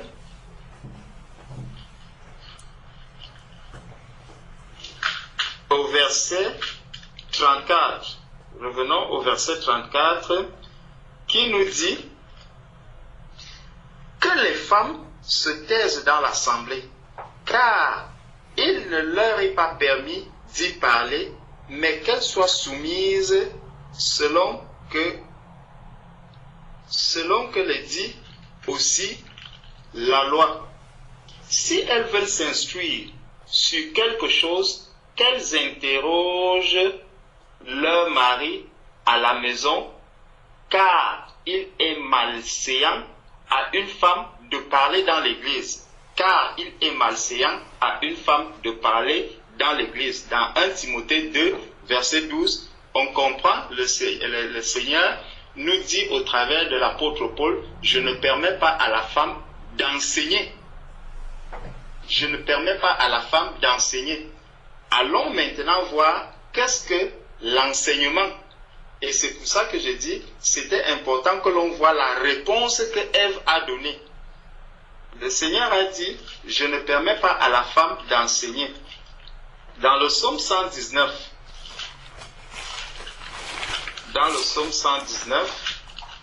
verset 5, je vais rapidement parce que le frère avait déjà tout dit. Dans le psaume 119, verset 105, il est écrit, ta parole est une lampe à mes pieds et une lumière sur mon sentier. Donc la parole est une lampe, la parole est une lumière. Qu'est-ce que la lumière donc? Parce que nous allons suivre un peu ce que c'est que la lumière pour voir si ce que Ève avait dit, est-ce que c'est une lumière? Est-ce que cela éclaire ce que Ève avait dit? Et on comprendra que même lorsque Ève a parlé, ce que Ève disait n'avait rien à voir avec soit l'instruction, soit l'enseignement. Cela n'avait rien à voir. Bon, dans Proverbes chapitre 6, dans Proverbes chapitre 6, Proverbes chapitre 6, verset 23. Car le précepte est une lampe et l'enseignement une lumière. Donc, la lumière dont on nous parlait ici, c'est l'enseignement. L'enseignement, c'est une lumière. On a vu dans 1 Timothée 2, verset 12, que il ne permet pas à la femme d'enseigner. Donc, l'enseignement est clair. L'enseignement est la lumière. Et on voit dans Ésaïe, c'est dans Ésaïe, verset 9, verset 2, chapitre 9, verset 2, où on va nous parler de qui est cette lumière. Ésaïe chapitre 9, verset 2.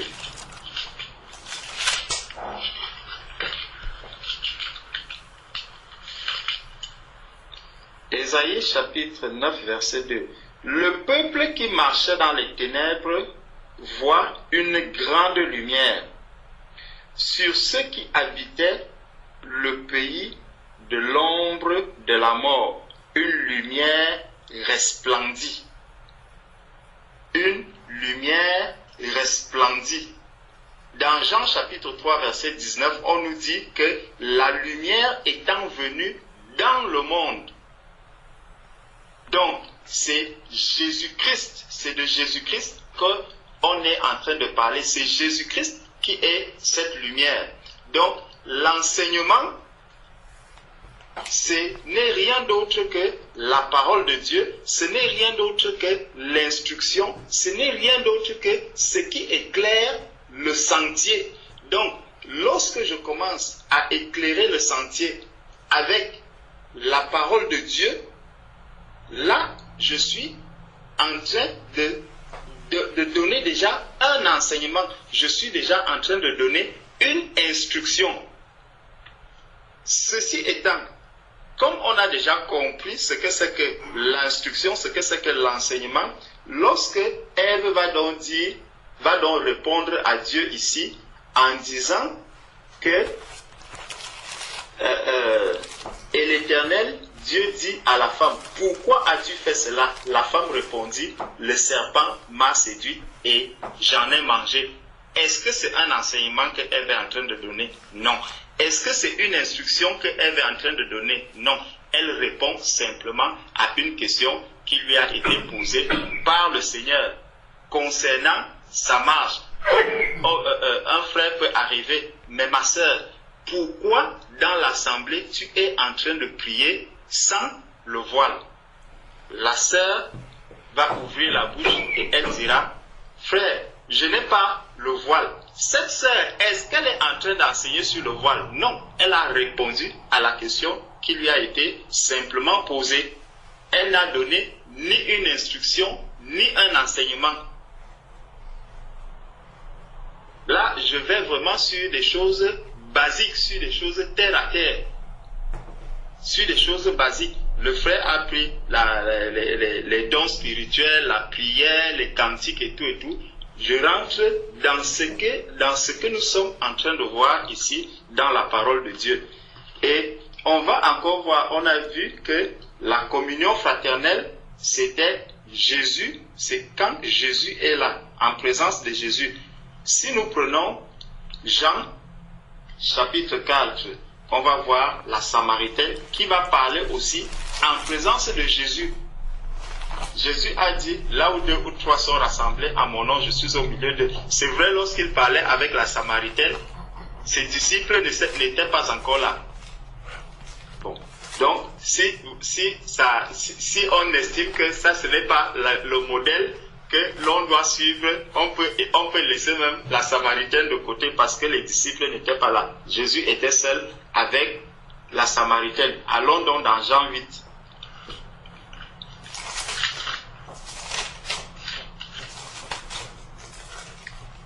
Dans Jean, chapitre 8,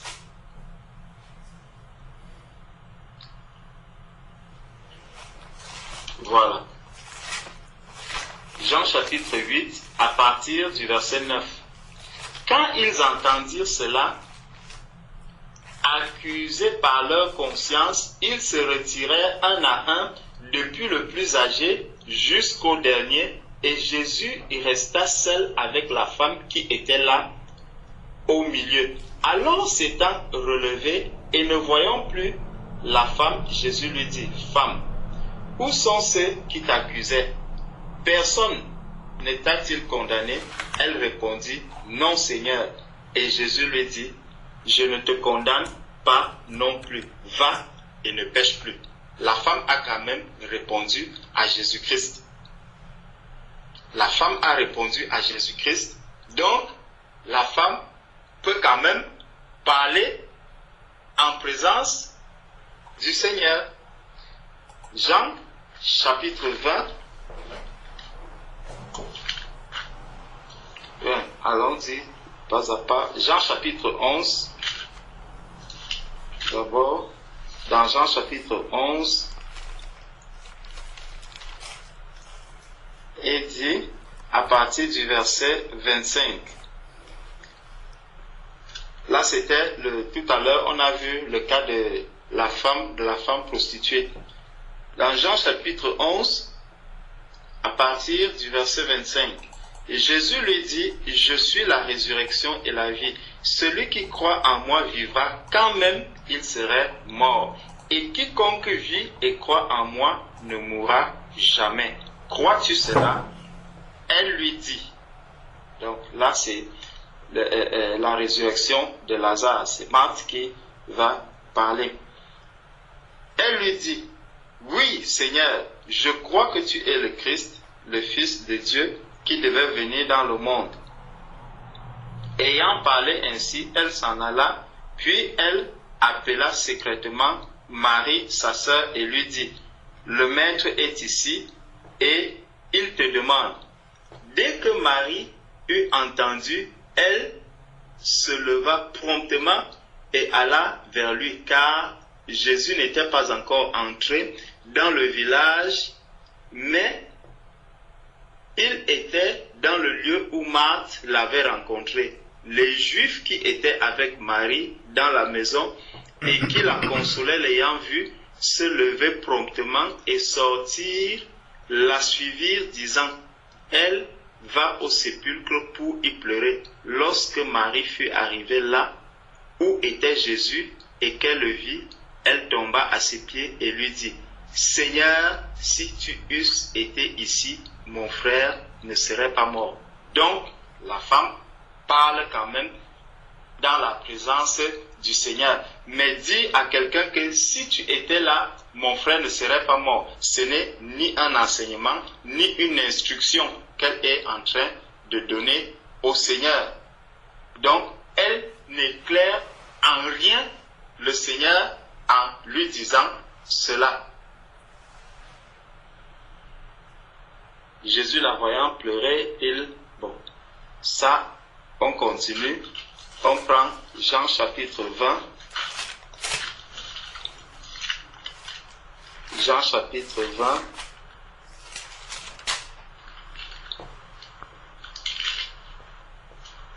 partir du verset 15. Et Jésus lui dit, « Femme, pourquoi pleures-tu? Qui cherches-tu? » Elle, pensant que c'était le jardinier, lui dit, « Seigneur, si c'est toi qui l'as emporté, dis-moi où tu l'as mis, et je le prendrai. » Jésus lui dit, « Marie. » Elle se retourna et lui dit en hébreu, « Rabouni », c'est-à-dire maître. Jésus lui dit, « Ne me touche pas, car je ne suis pas encore monté vers mon Père, mais va trouver mes frères et dis-leur que je monte vers mon Père et votre Père, vers mon Dieu et votre Dieu. » Marie de Magdala alla annoncer aux disciples qu'elle avait vu le Seigneur et qu'il lui avait dit ces choses. Donc, Marie a encore parlé dans la présence du Seigneur.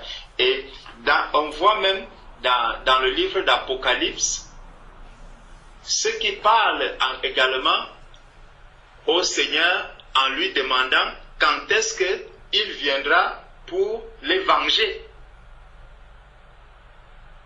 Donc, on voit, tout ça, c'est des personnes qui sont en train de parler dans la présence du Seigneur, mais en cela, on ne voit ni un enseignement, ni une instruction, ni un éclairage qu'ils apportent au Seigneur sur quoi que ce soit. De la même manière, on voit dans les épîtres, Paul qui salue les sœurs, Paul qui salue les sœurs. Maintenant, si au milieu de l'assemblée, le frère dit, bon, je viens de Vervic, vous avez sœur Patricia, tu as le bonjour du frère Thierry. La sœur va dire, gloire à Dieu. Elle a quand même parlé dans l'église. Elle a parlé, mais en disant gloire à Dieu. Est-ce que c'est un enseignement qu'elle est en train de donner? Est-ce une instruction? Non. Ou elle va dire que Dieu le bénisse. Est-ce un enseignement? Est-ce une instruction? Non. Donc, vraiment, le Seigneur, dans son amour, dans la grâce qu'il nous a fait d'être membre du corps du Christ, il appelle tout le monde, tout un chacun de nous, vraiment à manifester la grâce qui lui a été donnée. Les sœurs aussi, dans l'Église, ont le droit de parler, elles ont le droit d'exprimer, déjà même quand nous arrivons et que nous disons, est-ce qu'il y a des questions? Si les sœurs ne peuvent pas parler, comment elles pourront poser des questions? Et même lorsque le Seigneur, dans 1 Corinthiens 14 qu'on lisait là, où le Seigneur dit que la femme aille s'instruire auprès de son mari. Le Seigneur Jésus a dit que là où 2 ou 3 sont rassemblés à mon nom, je suis au milieu d'eux. Lorsque la femme va poser la question à son mari, ils sont aussi l'Église. Ils sont déjà 2, dont le Seigneur est au milieu d'eux. Et elle va poser une question, donc elle va parler. Pourtant, cela, le Seigneur lui dit qu'elle doit le faire avec son mari, mais elle n'a pas à le faire dans l'assemblée. Et c'est ça l'ordre du Seigneur. Donc le Seigneur a tracé des canevas pour chaque chose. Lorsque la femme qui est mariée veut s'instruire, il y a un cadre qui lui est réservé. Si elle le fait en dehors de ce cadre, ça devient le désordre dans l'Église. De la même manière, si une sœur se met à rentrer dans l'enseignement, ça devient le désordre aussi dans l'Église. Et là, les frères sont appelés à intervenir. Mais cela ne veut pas dire que quand on va se rassembler, dès qu'on se retrouve tous ensemble, tout le monde est là, bouche bée, le frère chante, le frère prie, le frère enseigne. C'est vrai que souvent on le voit. Souvent ça se voit. Parfois on se retrouve, personne ne veut prier, personne ne veut adorer. Et puisque les sœurs ne pourront pas enseigner, donc si c'est le frère Alain qui va commencer à prier, il va prier tous les sujets qui vont arriver. Il sera seul à prier. le cantique, il va lui-même adorer aussi le Seigneur. Les autres seront là pour l'écouter. Et à la fin, c'est lui qui va également donner l'enseignement. Ce n'est pas ça que le Seigneur demande. Là aussi, ça devient du désordre devant le Seigneur. Nous sommes tous appelés à participer à l'adoration. Nous sommes tous appelés à participer dans le corps du Christ. Chacun de nous est appelé à venir adorer le Seigneur en esprit et en vérité, selon l'ordre que le Seigneur a établi. Voilà tout ce que je pouvais encore ajouter par rapport à ça. Amen. Gloire au Seigneur. Amen. Amen. Sois béni, mon frère. Gloire à Dieu. Amen, amen. Amen. Amen. Merci. Merci pour l'éclaircissement. Que Dieu soit loué. Merci. Amen. Gloire à Dieu. Amen. Amen.